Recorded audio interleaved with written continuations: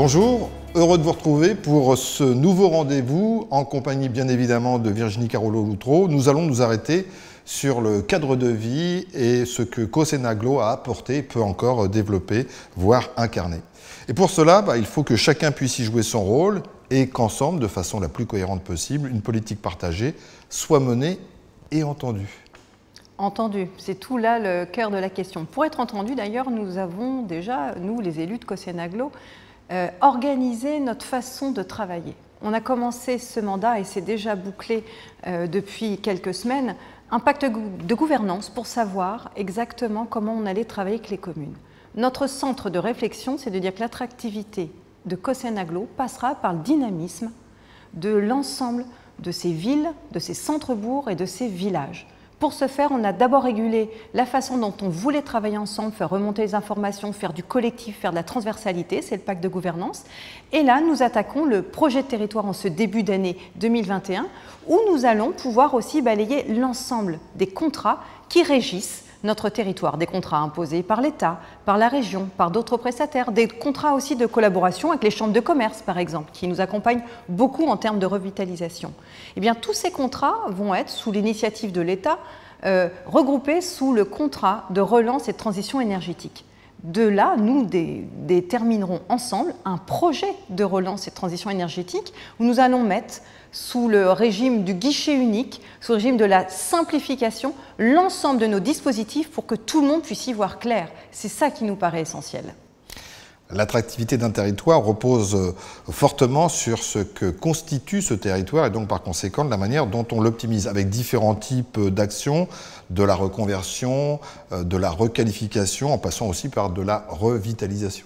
Dans ce dispositif-là, on a eu la chance, je dirais, c'est une suite logique de tout le travail des différents acteurs et communes du territoire. Nous sommes labellisés Petites Villes de demain. Le territoire de Cosenaglo est 4 villes qui étaient éligibles. Je citerai donc Bolbec, Terre de Caux, Rives-en-Seine et Gruchet-le-Valas. Mais c'est tout un dispositif autour de l'ORT, qui est un autre dispositif en parallèle pour revitaliser les centres-bourgs, qui va pouvoir s'exercer sur l'ensemble du territoire. Tout ça nous amène de manière très simple à de l'ingénierie, des financements et du réseau. On se met ensemble avec des communes de même taille pour voir ce qui fonctionne et pouvoir le reproduire pour aller plus vite et avoir des leviers beaucoup plus importants. C'est de la rénovation énergétique, c'est d'avoir des commerces beaucoup plus dynamiques, c'est de faire en sorte que chacun puisse se parler du monde associatif, du monde économique et du monde institutionnel pour aller ensemble dans le même sens vers l'attractivité et le bien vivre ensemble sur les territoires.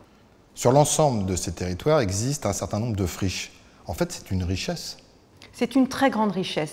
Ça relève aussi de notre passé somptueux en matière d'industrie. On parle aujourd'hui de réindustrialisation de la France, de relocalisation des emplois. Ça passera par l'utilisation de ces friches. Nous en avons, j'ai cité la friche des Genetais dans le cadre de la culture, du patrimoine et du tourisme, mais il y a aussi par exemple la friche Mazurelle, juste en face du lycée Coubertin. J'évoquais de nouveaux diplômes préparés par ce lycée, mais demain, ce seront aussi des nouveaux ateliers techniques qui pourront être construits là, des secteurs d'activité accueillant des artisans, mais peut-être aussi du logement d'étudiants pour pouvoir créer toutes les conditions de l'apprentissage sur notre territoire. D'autres friches existent encore sur la commune de Gruchet, la friche Bretelle, mais aussi sur la commune de Port-Jérôme-sur-Seine, Dessoles ou autres, qui nous permettent de se réapproprier les centres-bourgs pour en faire du résidentiel de temps en temps, à d'autres moments des secteurs d'activité, des tiers-lieux, et de créer des dynamiques. Ce qui me paraît essentiel, c'est de ne plus cloisonner l'espace économique et l'espace citoyen. Nous devons remettre de l'activité dans les centres-villes, nous devons être des villes productives, des villes fertiles, et les friches sont une véritable richesse en la matière. Optimiser le cadre de vie, la qualité de vie, c'est un des thèmes de notre rendez-vous d'aujourd'hui, dit forcément amélioration, si ce n'est de notre santé, du moins de ce qui peut contribuer à nous maintenir en bonne santé, et on pense inévitablement à l'accès aux soins pour le plus grand nombre.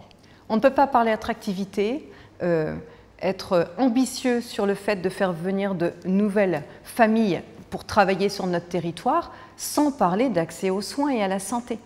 C'est un sujet prégnant en France et particulièrement dans cette France rurale cette France qui n'est pas, relève pas des métropoles comme notre territoire et qui subit de plein fouet la désertification médicale. Dans ce cadre-là, nous avons plusieurs initiatives.